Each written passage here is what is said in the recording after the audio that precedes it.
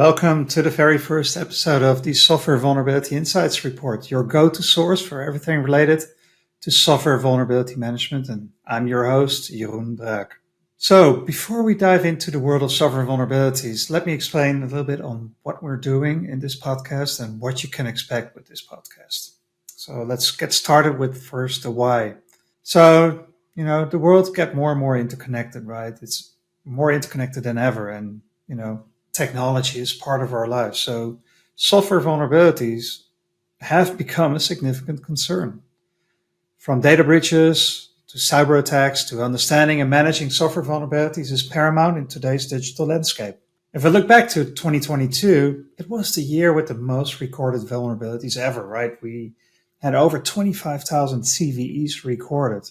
This means that on an average, we have like 100 a day that are disclosed each day that security teams need to research and test and verify and prioritize, and then they need to notify the stakeholders in their companies. But that's not even all, right? We have the software vulnerability needs to be patched as soon as possible. So you need to prioritize. You need to understand if it's really an applicable vulnerability that, affects your environment.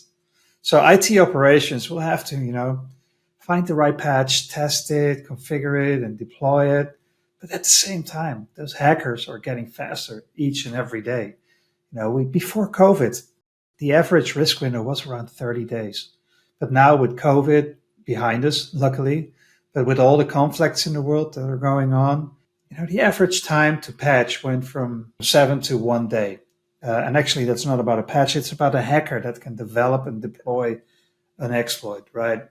And they can then start a cyber attack on your specific vulnerability. So that means that we need to work smarter. We need to be more efficient, more effective, and also have a way to be more accurate with, having actionable vulnerability and threat intelligence. Because what our goal is to shrink that risk window before it's too late. So this podcast will help you with that goal in mind, shrinking that risk window. So here's what you can expect. The first week of each month, we will unpacking the latest monthly Vulnerability Insights report. This is a report where we'll analyze the trends, share critical takeaways, and keep you updated on the state of software vulnerabilities. It's a report that I personally make. I love data. So I create this report now for over 2 years, I believe, and it's been very popular and people really like it. So that's why we'll share that information also during this podcast. In other episodes, we'll dive a little bit deeper in software vulnerability management topics. It could be like from the basics of explaining what is a CVE, what is the NVD, what is the difference between those two, but also, CVSS score, what's threat intel, how do we score, what will be the best way to prioritize, etc., etc. And there's, of course, always the pros and the cons of various approaches, right? Because there's not one single solution to this. And ultimately, we also take a look at how Secunia, the market leader software vulnerability research team, operates.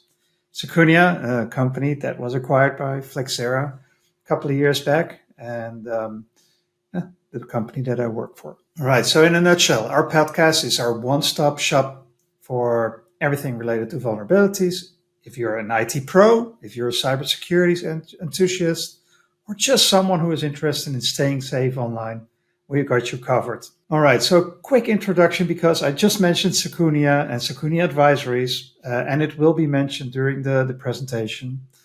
Since 2002, the team at Secunia Research has been delivering these security advisories that provide reliable, curated, and actionable vulnerability intelligence. A security advisory is a summary of all the work that this research team does and communicates with their customers. It's a very standardized, validated, and enriched vulnerability research report based on a very specific software product version. We will issue not only the known, the variables like CVE or CVSS score, but we also have our own Secunia research rating, which helps you to be more precise because it's a very easy to use common practice. The dual rating method also allows us for a much more improved means of prioritizing by criticality, because criticality can be observed from many angles. And, we provide now two instead of one, which is also a benefit and an added value. Also, unlike public sources, Security Research provides association of known exploits to CVEs without any advisory for a product. Threat scores are set by severity of a threat posed to quantify it into categories of severity.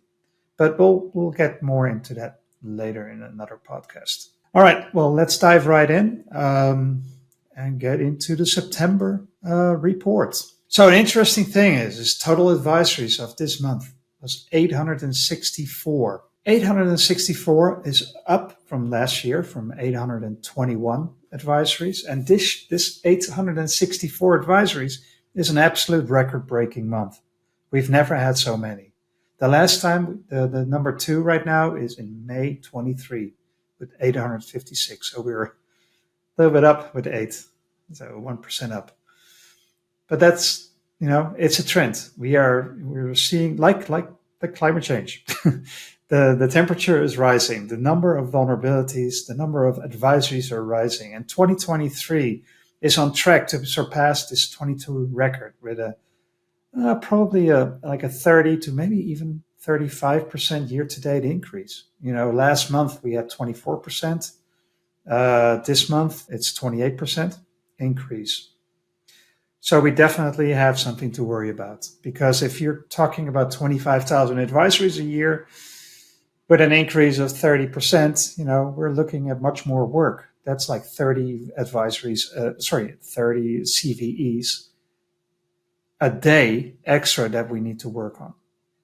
And we already have little time to take care of it.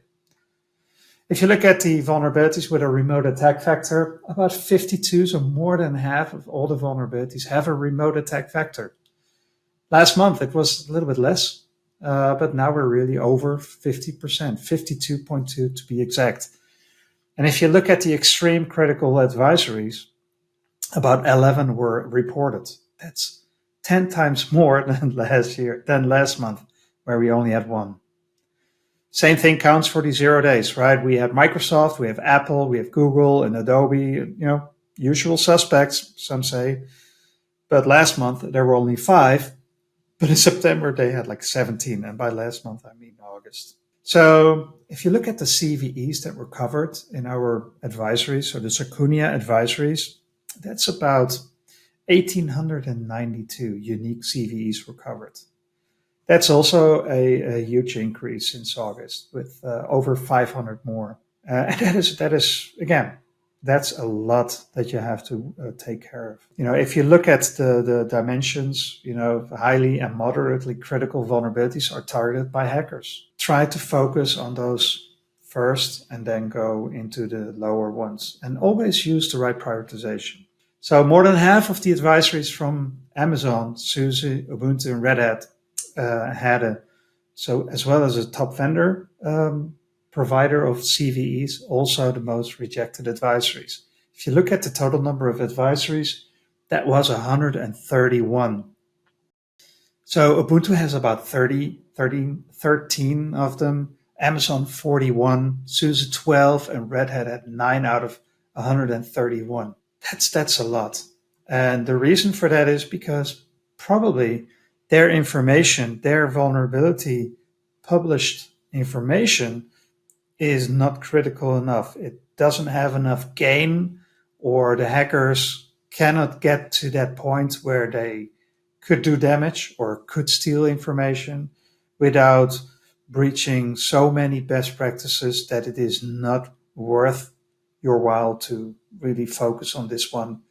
And by focusing, I mean prioritizing on this one. If we talk about networking related advisories, Cisco contributes to almost 50%, actually 51% of all related advisories, networking related advisories. That's a lot.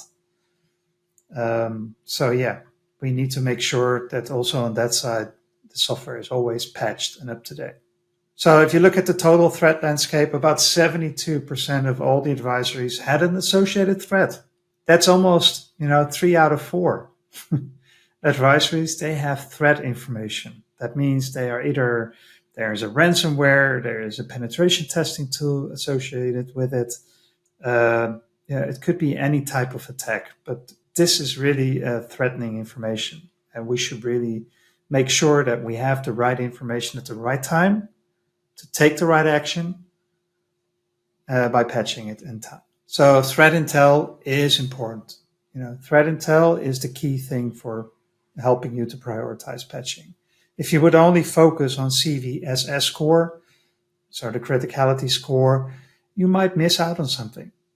Besides, of course, that you need to have visibility of what you have. That's, of course, the basic thing that you need to have. But, if you only would focus on CVSS score, I think you will miss out on some interesting things, because a low or medium high or high vulnerability in criticality scoring could mean that, for example, you will miss out if there's a low critical vulnerability with an extreme high, almost 0-day threat intelligence information with that. Because hackers are not stupid. They know that we need to focus on the criticality score 7 and higher, because they are easier for hackers to attack. But if they know that, so they will probably focus on CVSS score 4 and 7, because that's like the medium range where priority is maybe a little bit less, maybe medium priority. So they will attack on those vulnerabilities first. So if you have threat intelligence, you will be able to increase the prioritization and the accuracy, and shrink that risk window, patch before it's too late. Ultimately, the attacks on critical infrastructures are increasing, right? So we need to prioritize and patch quicker and faster. If we look at the notable events from September, Apple released a couple of emergency security updates to 0 days with the Pegasus spyware, and I think everyone knows now. Google, they issued out-of-band patches on September 11 and the 27th again because of exploits in the wild. Adobe as well actively exploited flaw in Acrobat Reader. And these are just some of the main players in the market, right? Like Mozilla or Microsoft. They also had a couple of 0 days. So it's a very, very busy month in September. And we think that October will become another high player. We are good on the roll.